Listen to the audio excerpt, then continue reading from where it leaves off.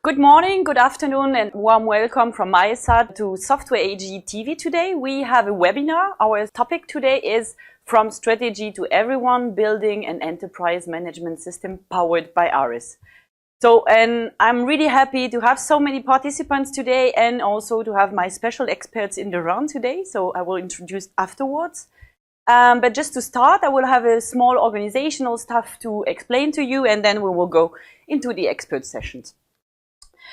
So basically this webinar is going to be recorded today, so you can find it afterwards on the Software AG pages. So if you can't make it until the end, then watch the webinar, it's a great value. And at the end of the session today, that's important for you to know, we will have a live question and answer session. So you can already ask your questions in the chat, but we will keep them for the end so that we can discuss that with the experts. Still, in the meantime, we have some colleagues in the live chat, so if you have technical problems or some tiny questions, you may get an answer already before. So, and now I'm really happy to introduce the round of experts that I could put together today for this webinar. So I'm really happy to welcome you, Eric, and you here on stage. It's really nice for me because I have so much ARIS and enterprise management system knowledge at once. I couldn't believe it. So really thanks for being here. So we have Eric being our guest or host today. So you'll be co-moderating this session today. And yeah, you've been working with ARIS and with enterprise management systems for many years. Sorry about that. And yeah, and you have a lot of experience about transformational projects and helping customers to do their transformation the nice way. So that's why I have you here. I'm happy to have you here. And we also have Caspar, also our colleague. So thanks for being here. And also you are working with ARIS and enterprise management system for a long time. And you even worked at customer side. So I'm really keen on hearing what you're going to be saying today. So very good. Thank you.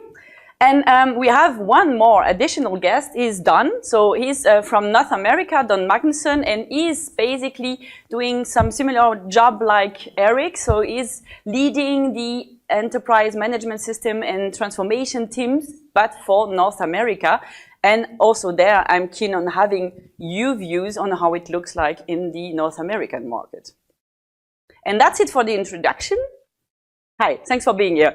And yeah, and that's it for the introduction. I think that makes sense because we are here basically, guys, to talk about management system.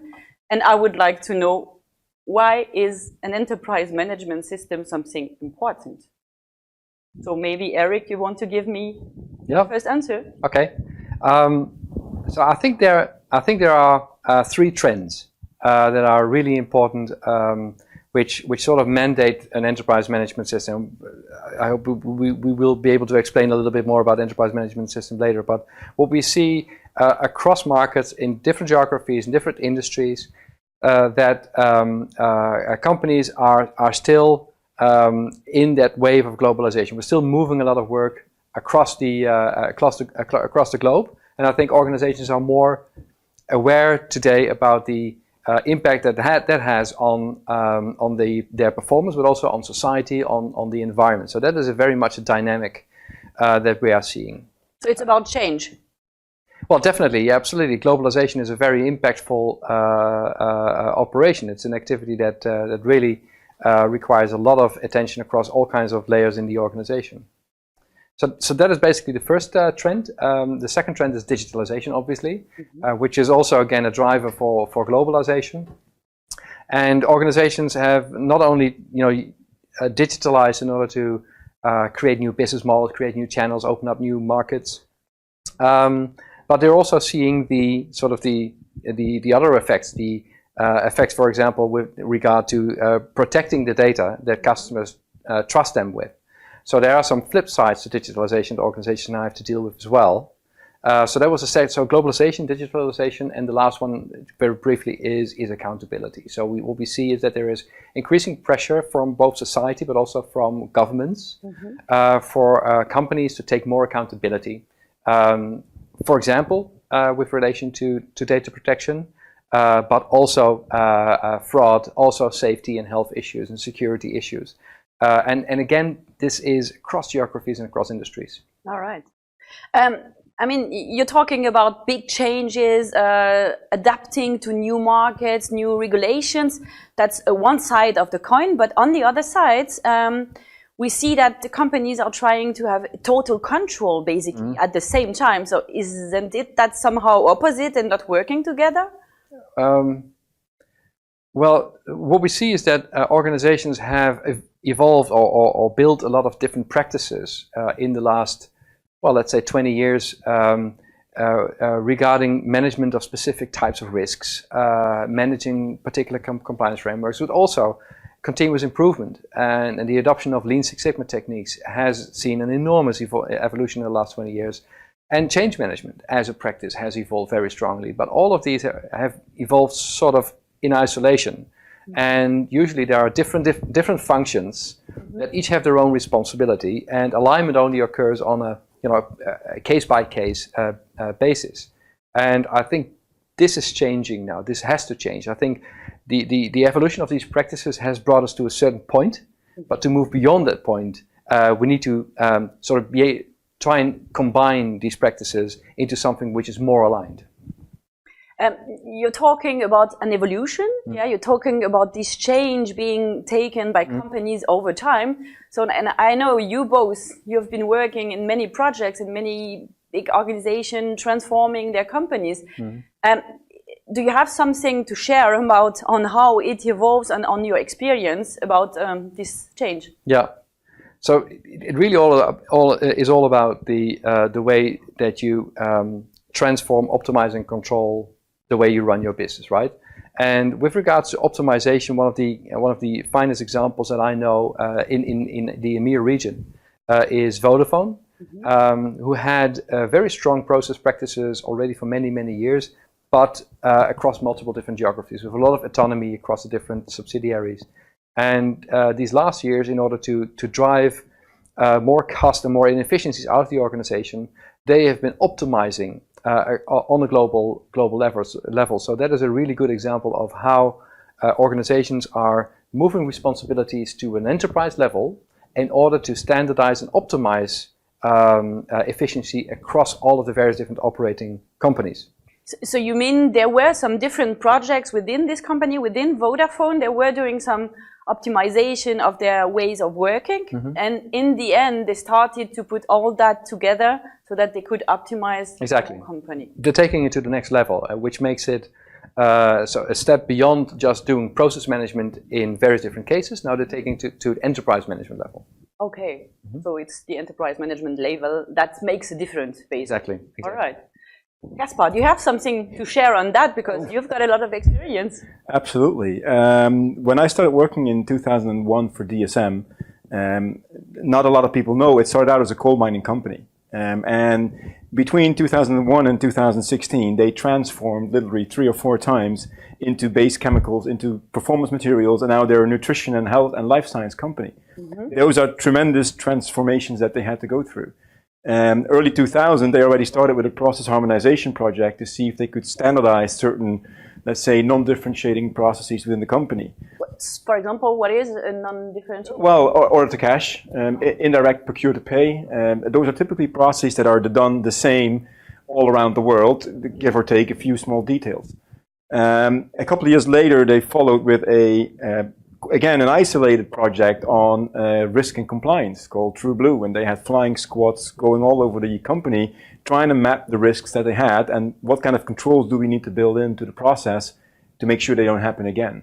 And then finally in 2012, when they switched back to ARIS, they started a more of an integrated approach to make sure that the newly acquired businesses that they had over the last couple of years were integrated into their way of working much better, based on common differentiated and non-differentiating processes. Very interesting time. And you say they, but you were part of these. I was part of that. I worked in DSM at that time, and I was part of that project as well. But both of you mentioned also some risk topic. Yeah. And I can imagine also these industries you mentioned before are really relevant for risk. I could imagine in financial area, there are also some big risks that you have to deal with. Do you have some concrete examples in these kind of industries? Yeah, definitely. So obviously manufacturing is a lot about safety and security and operational health, those types of things. In finance, it's a different level. So in a typical bank, you might have over 200 different compliance frameworks that you need to incorporate. And traditionally, banks have segregated those. So you would have multiple different units, all responsible for parts of the compliance landscape. ING is a very good example where they first of all aligned all of the process management initiatives across the world to create an enterprise management level process management, which allows them to get performance gains on a global level rather than only in the autonomous regions. But moreover, they are now using this as the foundation of an integrated risk management. So they're bringing all of these risk and management and compliance management functions together, or aligning them better. And they're also blending some of the second line of defense responsibilities into the first line of defense, which means that within the space of enterprise management, which ING is currently building, you have this combination of process management and risk and compliance management tightly aligned. Right, so if I understand you right, it's really about combining all areas together, putting it into a single source, into one place, so that you have all this topic all tied together. And I think what is really important to understand is that there's a different situation in terms of control now than we had 20 years ago. Oh, absolutely. Nowadays, the regulatory pressure is so much higher in finance, but also in manufacturing. And that means that the level of control that you need to have as an organization, and demonstrably have as an organization, is much, much higher. And this basically meant it's a completely different way of approaching a risk and compliance management than what we've seen in the past. And I would say that brings us back also to the topic of processes, basically. And you both mentioned that before in what you explained as an example. So processes seem to be somehow in the middle of this, but why are they so important in that regard? Yeah, I'll take that one. Whenever you're trying to align and change the way that you work as a company, there's a number of different angles you can take. And one of those angles is let's say the behavioral angle. Those are the people, the culture, which arguably is one of the most important ones, also a difficult one. But that's one angle. And another angle is, how do you structure all of your resources, your people, your vendors, your systems, so that the end result of what you do as a business, as an organization, is optimal. The one thing tying all of that together is the process, because it ultimately defines who is doing what, being supported by what system. That's why you need processes for. At the moment that you don't have that clear as a company, it's going to be extremely difficult to get buy-in from stakeholders. It's going to be very difficult to get the result that you actually want to have. Yeah, so it inhibits the agility of the organization. Yes, absolutely. And again, if you don't know how you are running your business, then you're effectively not in control. And if you're not in control, you're putting your license to operate at risk. So those are a couple of key reasons, both from a change, a transformation optimization perspective, and from a control perspective, to start combining all of these functions and practices. Mm-hmm. So I understand processes are really at the center of the ways of working of the company's success, basically, and bringing the company to excellence in the end. And you both mentioned it's about transforming, optimizing, and controlling these processes. But where do we come to an enterprise management system beyond the processes? So there's a couple of things that go into an enterprise management system. So first of all, it is there to align across multiple different functions and stakeholders. If you look at any type of change in an organization, there is a finance aspect to it. There's an IT aspect to it. There's an HR aspect to it. You need to bring all of these experts together to get their their specific window on the specific perspective on things. Then a lot of change, particularly if you're hoping to improve customer journeys, which typically span multiple different functions. You need to have the functional owners aligned as well.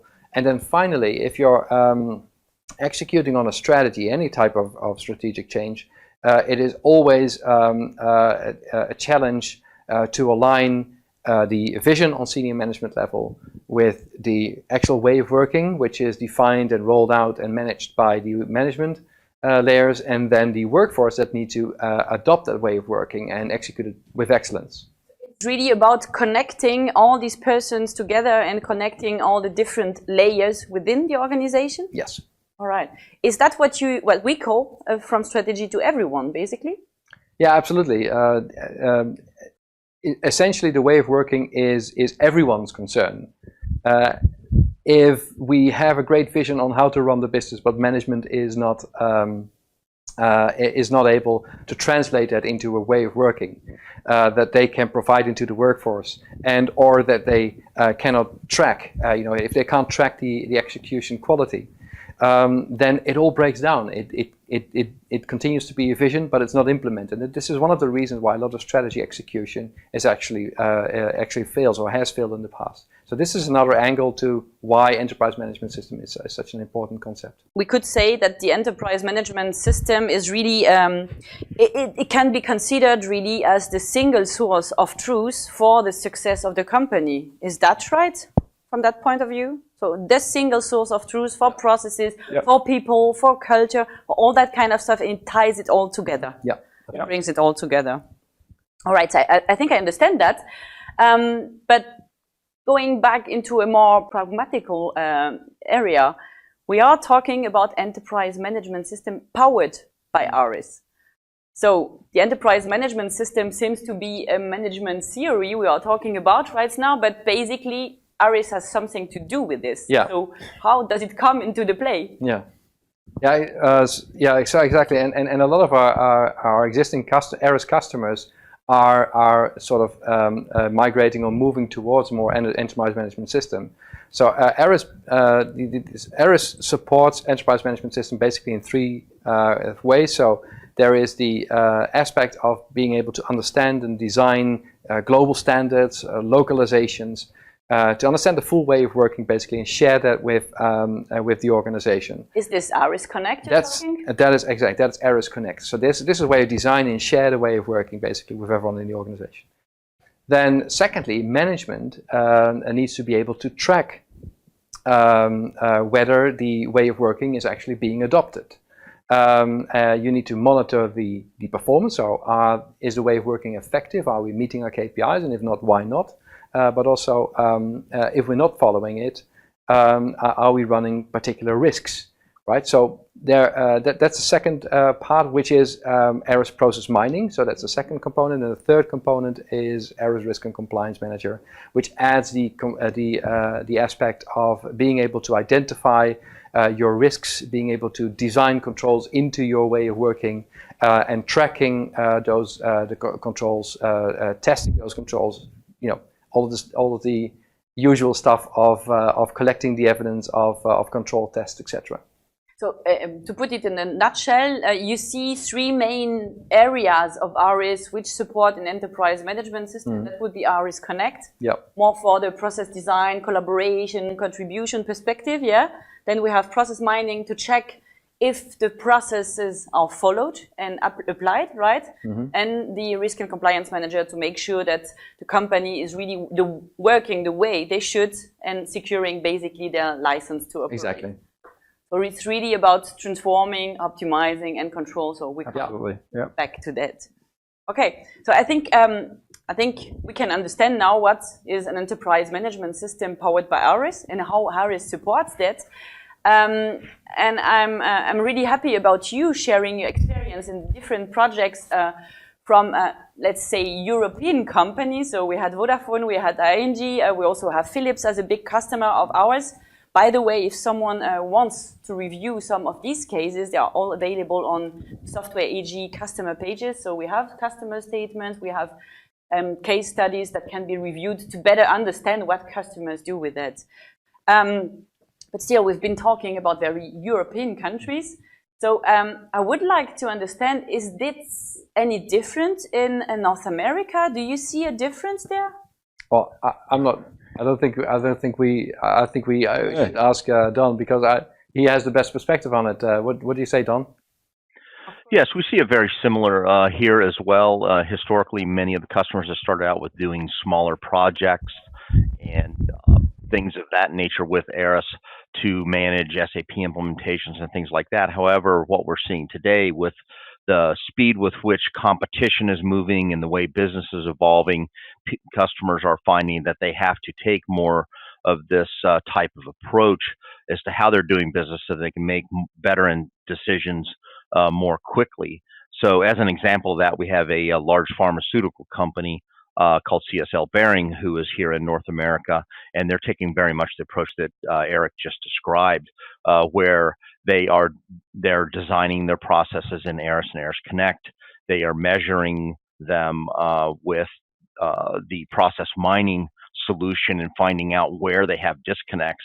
And they were relatively surprised to find that there was a fair amount of work that was still being done, like down an old direction or an old process or something like that, where people maybe not have changed, or maybe there were gaps at certain regions around the world because they're trying to push global standards. So taking this kind of approach, they're able to secure not only savings, but efficiency and customer sat improvements and things like that. So we're seeing a lot of that in the US. I mean, this is just one example, but there are many in the US that are starting to take this approach and see the value of this, especially in competitive arenas or in places where there's a lot of regulatory obligation, like the pharmaceutical or banking or something like that. We see a lot. We have a lot of customers, significant customers in the pharmaceutical, just because the way they're controlled from a regulatory standpoint, how they have to have a validated system to say they did what step when and it was successful or not, and things like that. Hey, Don, you were just talking about CSL Behring, right? Which is a pharmaceutical company. Not having your SOPs in order, having all processes that are executed without taking into consideration updated policies. That is a serious risk for companies like pharmaceuticals, right? Yes, it could be a very serious risk, from whether a drug gets approved or whether the regulators come back and assign a significant fine. I mean, there's a lot of things that come with that. So they're very, very cognizant of how they have to document what they did, when they did it, and what the outcome was. Yeah.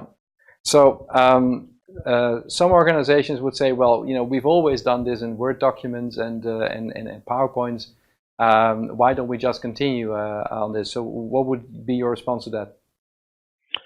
With regard to that, there's several different things. One of them may be if you have an organization that's a global organization, such as the one I just mentioned with CSL, in that they have in many, many countries around the world, they want to try to ensure uniformity, that they're doing the same thing the same way, to try to drive efficiencies and best practices and things like that.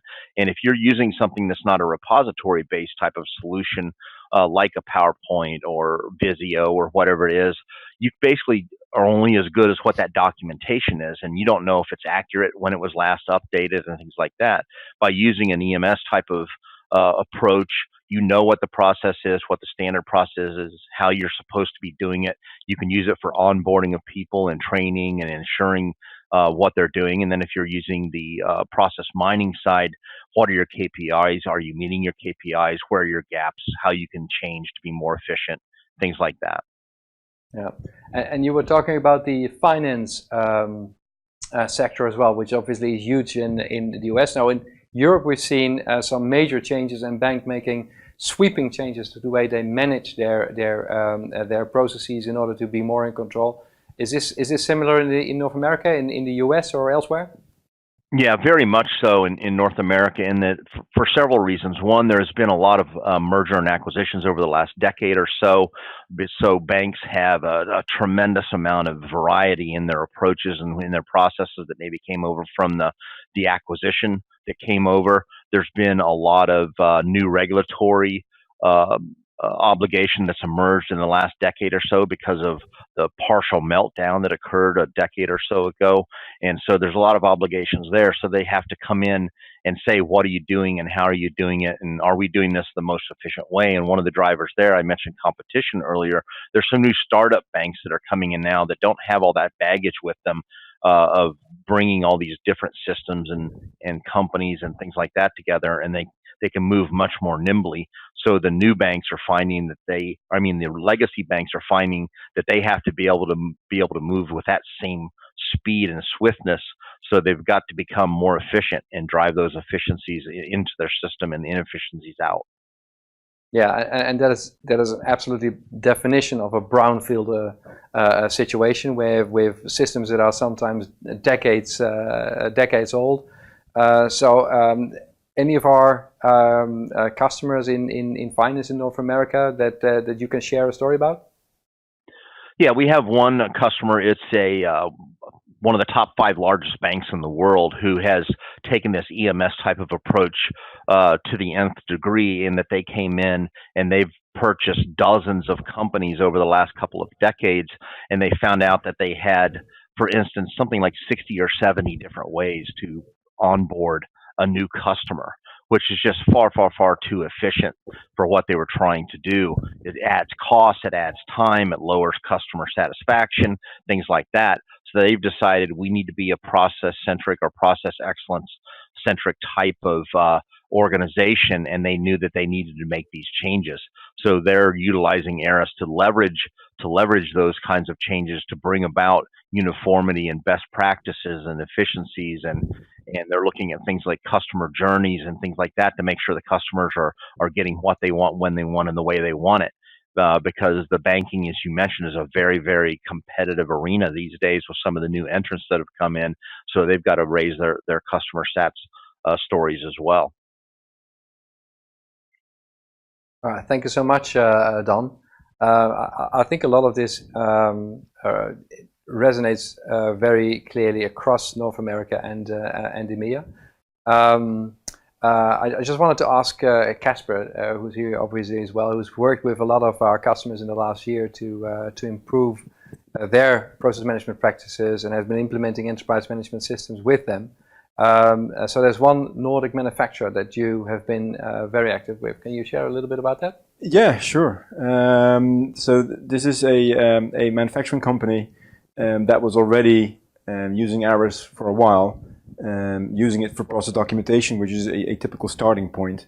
They started building out that practice, and they came to the conclusion that we're missing out on the actual performance of the processes. So yes, we've documented it, but we have no insight in how good we are in executing it, or if we actually execute the process as we designed it, which is a fairly basic question. And so we help them discover that capability with them on a fairly standard process in accounts payable. But the insights that we had were quite astonishing, because you would very easily pinpoint the differences between the different legal entities within the company that were doing things very efficiently, or rather not efficiently. And that's let's say the process mining capability that Eric mentioned earlier. That's one of the 3 key pillars in your enterprise management system.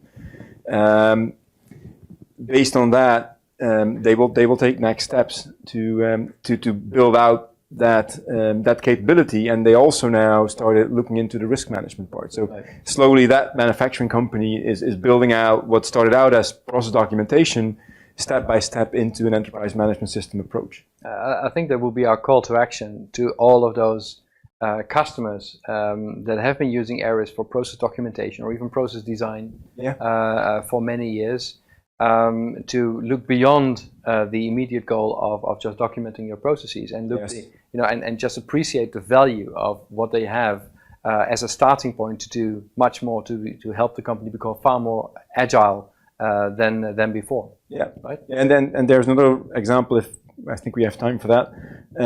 It's a British manufacturing company, also with a heavy regulatory pressure. Because of the business that they're in, and those kind of companies, and I've seen it also in Belgium, they all very often originate from a situation where there is a huge collection of standard operating procedures, but they're not really tied in together. There is always somebody who made this elaborate Excel file linking them all together. But what they're now doing is they're building out the whole process architecture part that they were missing. So they had the top part with the strategy and the group policies. They were having the bottom part with the work instructions. they were missing out on that part in the middle. Very interesting to see how ARIS in that case can help them alleviate the burden of documenting everything in a standard operating procedure document, which, like Don also mentioned, you have no idea what the version is. You don't know how many versions of it exist in your network. That is another example of how you can use that. Exactly. It's also my pleasure to welcome you, Muriel and Shinton. Muriel is a colleague of ours, so he was working as Software AG, is also working in this business transformation area, is also a very long time expert there. And and he's leading a team of colleagues and experts on site to support APG customers and organizations in their transformation. So welcome, Muriel. And it is my pleasure, so you have a good network. It is really my pleasure to welcome Shinton. He's working also in the APG region, and he's working as a partner at PwC, and is supporting also these big transformation initiatives, and he will give us some more insights on the more strategic and transformational side of enterprise management systems. So thanks for being here, both of you. Muriel and Shinton, that's why we have you here today. So do you have any additional information or views on how enterprise management systems play a role in the APG? Yes, hello, Joseph. Hello, Eric. Thanks for asking that question. And a warm welcome from our side here from Singapore. And as you rightfully said, I'm not alone here in Singapore. I'm here with Shinton Manatra. Shinton, thank you very much for being with us here today. You are partner with PwC, and I'm very interested to also get your perspective on this. We've been listening to what Eric and what Joseph have been talking about in terms of the trends and in terms of the initiatives that they see. Is this something that resonates with you? Are you seeing similar type of challenges and trends here in this part of the world? So firstly, absolute pleasure to be here. Thank you for inviting me along. And definitely, as Eric mentioned, a lot of the global trends that we are seeing, digitalization for sure. Globalization is there, especially with the multinationals. I think there will always be a role for regionalization, just due to regulatory requirements and the demographic in the region here. But one of the amplification factor that we do see is consumerization. So we're seeing it across the globe, but whether you're looking at Netflix or Amazon or the rideshare companies, and we've got a myriad of them here, what we're seeing is that behavior that customers are now getting accustomed to is starting to translate to enterprises. So in terms of not just responsiveness, but that focus on customer experience as well. So that's a major trend that we're seeing coming up this way. Across all major industries as well, Eric touched on it in the earlier slides in terms of the transformation needs are there, whether it's a technology-led one or a business-led one. Optimization is always there. But the critical aspect that we're seeing at the moment is around the controls. So again, looking at an enterprise-wide mechanism to manage things around, I think Eric used the words, the license to operate. Yeah. Essentially, safety, the protection of data, the themes around automation is becoming increasingly critical for enterprises to be looking at that holistically, not just in the functional silos. So if we do take that example of automation, it's not just about the technology, while that may be what the enterprise gets excited about, but it changes essentially what the organization does, so what it performs as a function, what it can perform. It may introduce a new service, who or what performs that activity or that function, how it's performed, and when it can be done as well. So there's critical aspects that all come together, which again requires a holistic way to be looking at it, not just from a solid perspective. That's interesting. Thanks for sharing that, Shinton. Yeah, I mean, if you then take into, let's say, these circumstances and trends, so to speak, into account, what do you see in your client base or the organizations that you work with? What are really the priorities, or what are really the, let's say, the topics that these organizations need to go about and need to solve in order to really be able to successfully deliver on those initiatives, those trends? Can you elaborate a little bit on that? Yeah, so I was literally talking to a colleague recently about this as well, that growing up in consulting, a lot of my initial projects were around business process. So it started with running some workshops and let's define the current state, and now let's look at the to-be design. But the driving factors around the to-be design was essentially around either standardization or efficiency. So the interesting thing is now it's come back in full circle, where business processes are at the center of the transformation, whether it's around sourcing arrangements or the globalization topic we spoke about.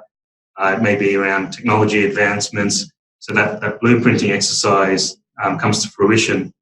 The challenge we see is a lot of the clients that we serviced maybe 10 years ago, 15 years ago, we invested in what we called the process asset, and Eric touched on this as well, using tools like ARIS.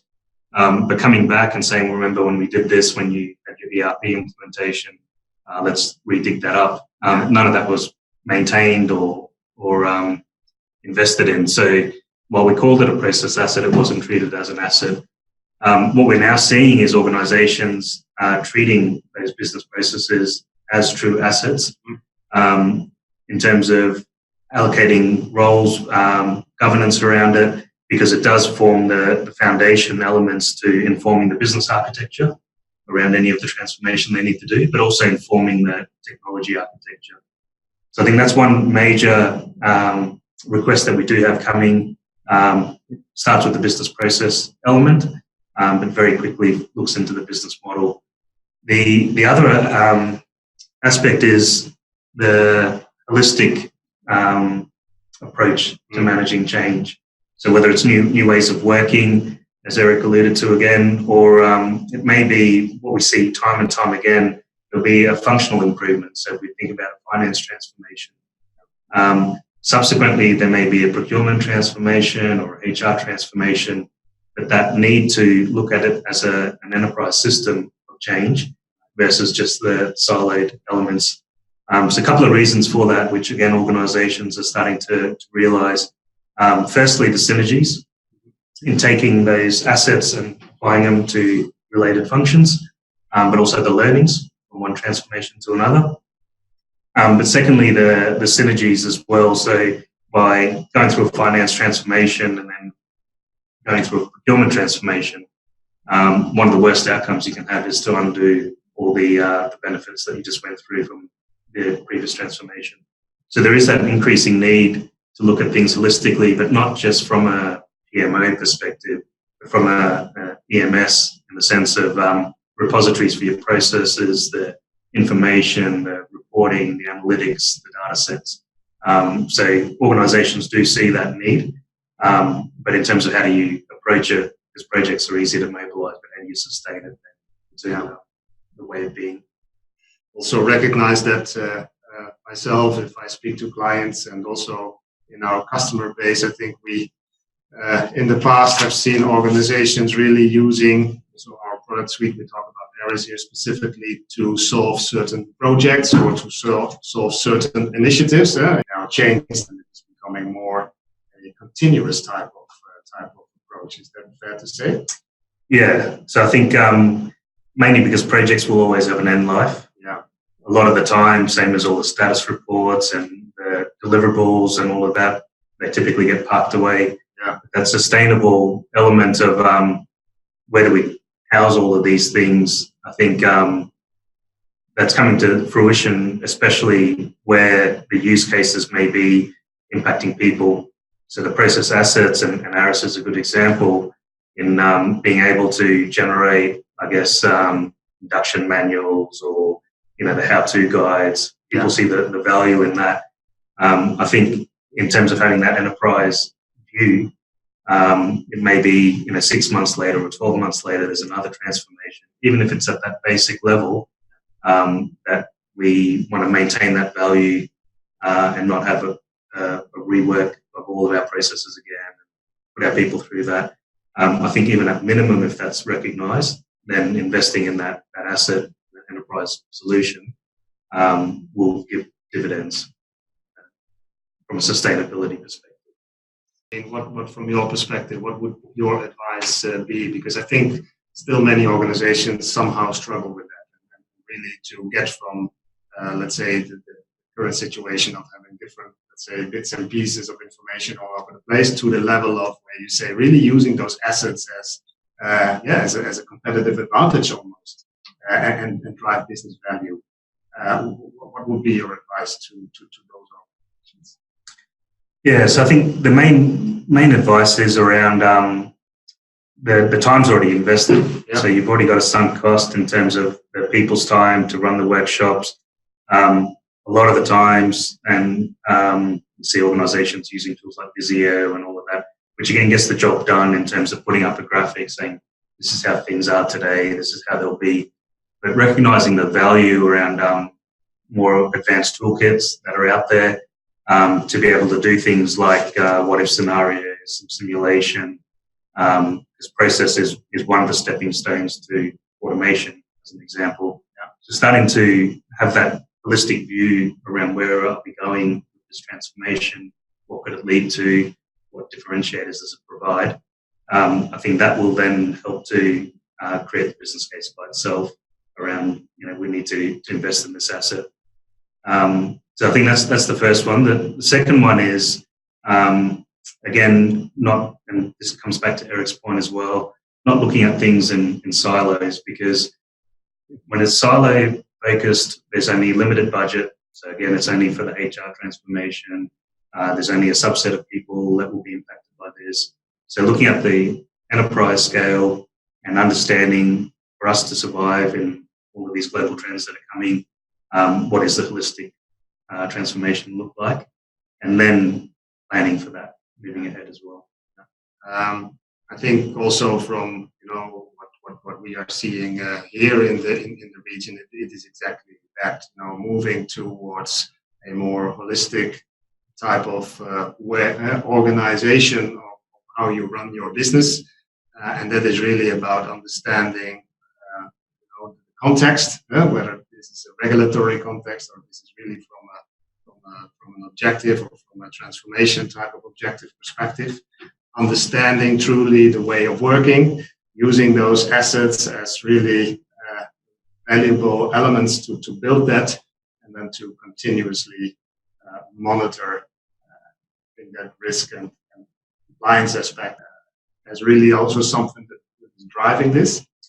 Yeah, so a lot of those drivers definitely do contribute, which the other point I forgot to touch on as well is we are sort of seeing communities of practice and centres of excellence coming back to life in that sense. So it was a major trend that we saw maybe a decade ago.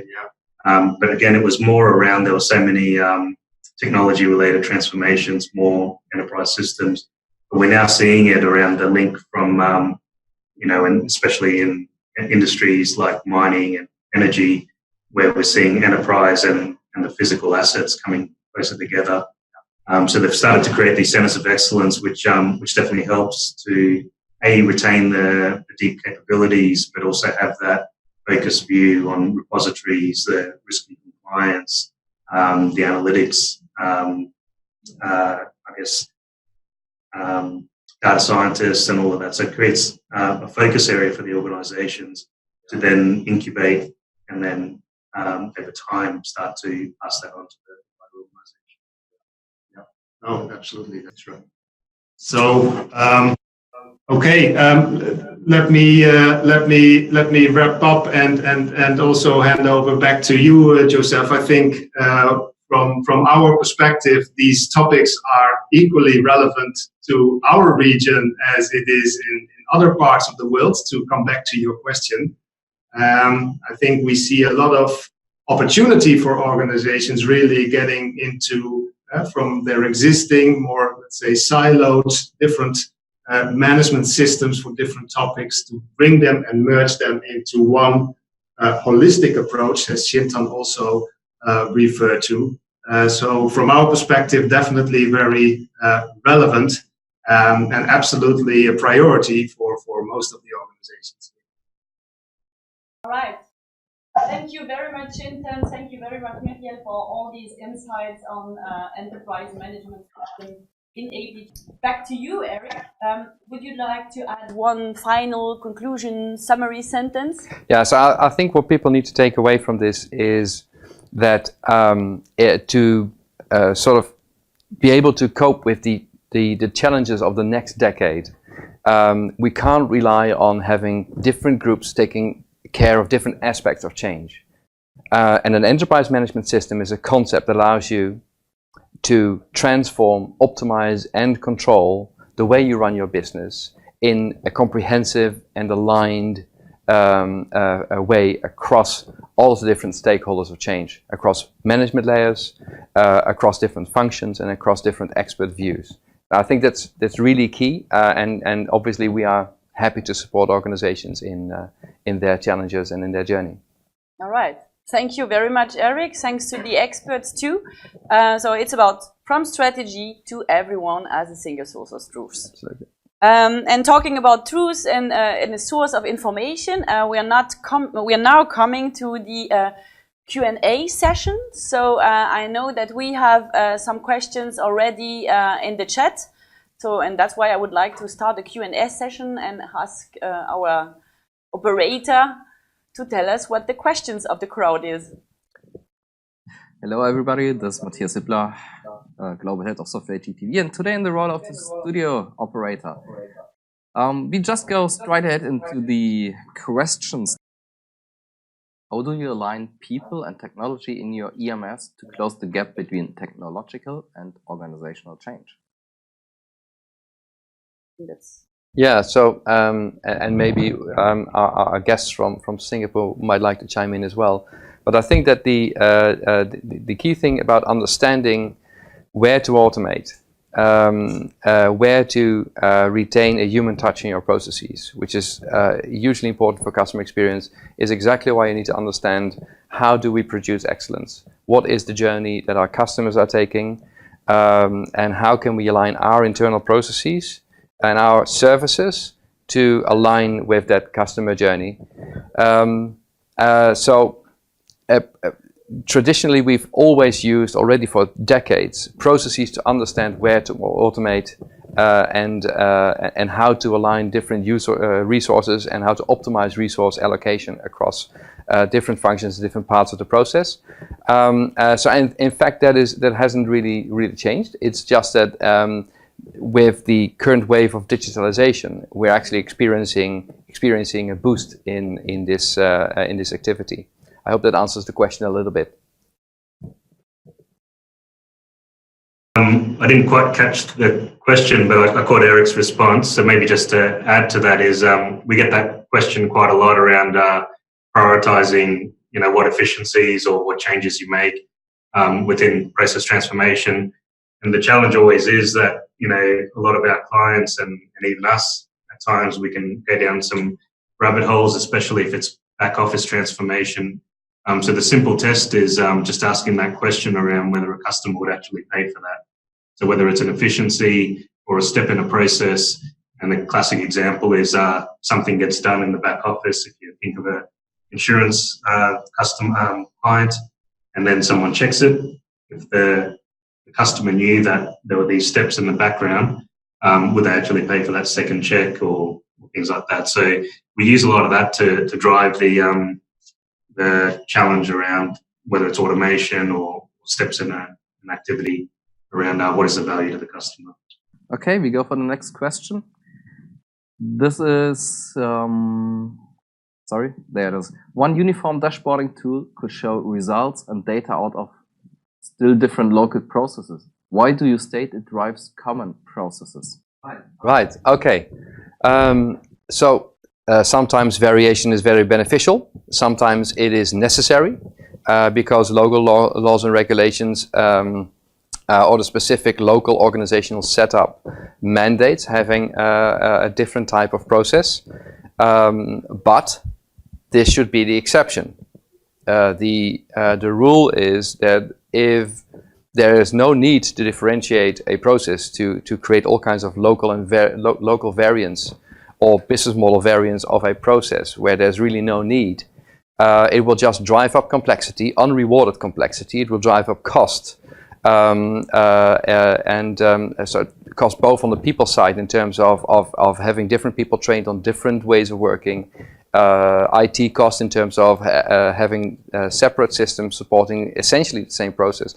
So in our experience, and this is where process management is really the tool to use, you need to understand which processes are differentiating for your business, and even within the differentiating processes, you need to look at exactly which parts of the process are differentiating, because not all of the process will be differentiating, and you try to come up with a standard that works across basically all of your different geographies or business units or what have you. So we're not saying that you need to standardize everything. What we're saying is you need to standardize unless there's a reason not to standardize. I hope that makes it clear. Thanks, I think so. What are the automation technologies your EMS leverages to be at the edge of the optimization and control? All right, so I think this goes back to something that we did touch upon during the discussion. There are a couple of key technologies that you need to have in place. So first of all, being able to understand and design a comprehensive connected landscape of processes and procedures and policies and connecting that into your IT landscape and your risk and compliance requirements. That requires a strong repository that allows a lot of different people from different expert views to collaborate on one way of working. Or, as we just discussed, on decisions on where to deviate from a standard in order to leverage local benefits or to address local challenges. So that is one. For that you need a very strong design repository, and you need a portal technology to be able to share that way of working with everyone in the organization, from the senior management to the middle management layer, all the way to the workforce, and obviously with IT and external partners, etc. That's one. That's what we call ARIS Connect. That's the ARIS Connect part of our suite. Then the second part is the ability to track the adoption of a way of working across the organization, to monitor the performance continuously, basically for your key processes, and also to track conformance of local execution against the standards that you've put in place. That is what we deliver from the ARIS process mining component, which is fully integrated. And then the third part is about risk management and compliance management. So there are some specific capabilities you need in order to define your controls, connect them into your processes, test those controls, collect evidence on their performance, and basically action that. And that is what we provide out of our ARIS risk and compliance management components. So all three are fully integrated, but obviously we have a lot of organizations starting with one and then expanding into another. I hope that answers the question. It does, I think. And when you talk EMS powered by ARIS, which products are you thinking of? I think that's what we just discussed. So basically it's ARIS Connect, ARIS Process Mining, ARIS Risk and Compliance Manager. That all sounds great, but still you are not showing how it works. Yeah. I think I'll take this one. That's a good point. Yeah, that's our first webinar on enterprise management system. So, of course, we told you the story today and how it works, which kind of benefits you have, and which kind of areas like transform, optimize, control you have within the enterprise management system. But of course, we're fully aware that you need some more details. So there are two different things that are of relevance to you.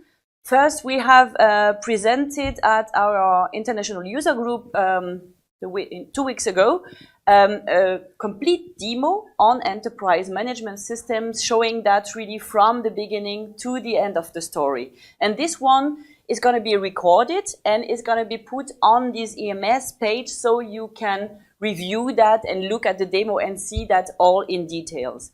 And second, I will show that in a minute on the last information stuff. We will have some deep dive webinars on transform, optimize, and control, where you will have some more product related and live demos on how it works really with ARIS. I think that's answering this question. I'm already using ARIS. Can I somehow upgrade to EMS? Shall I? You want?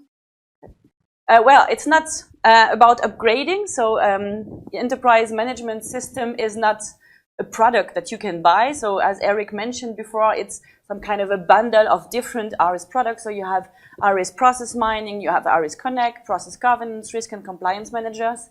And basically, enterprise management system is not about upgrading or buying a product. It's really about the journey within your company. So you're starting with a specific area. Maybe you're designing processes, you're using ARIS Connect, and then you extend that with other tools. You're tackling the risk and compliance area. You're looking at process mining. And one after the other, you extend your enterprise management system powered by ARIS with additional tools. So not upgrade. I think we have come to the end. So I just want to give you 2 additional information. So we have some save the date. So you're going to see it in a minute. We will have, I mentioned that before, some follow-up webinars. You can register for these webinars. We will have, as I said before, over September and October, deep dive webinars on transform, optimize, control. There we will include our product management for more technical information. And in October, we'll also have the product release updates. So there you can also join and have some more details information. If you want to register, just go to the Software AG website, and then you can register for these webinars. One last thing from me, and then you're free. Is if you want to learn more, if you want to get more information, we have a lot of more information on softwareag.com/EMS, stands for Enterprise Management Systems. There's a white paper there, there's an ebook, and there's a lot more coming, like the demo, for example. So stay tuned, follow us on social media for that, and on this page, so that you can get all the information on Enterprise Management System. Yeah, and one final word, thanks everyone, thanks to all my experts and also to the participants in today's webinar. And I'm looking forward to see you next time on site or online. Thank you.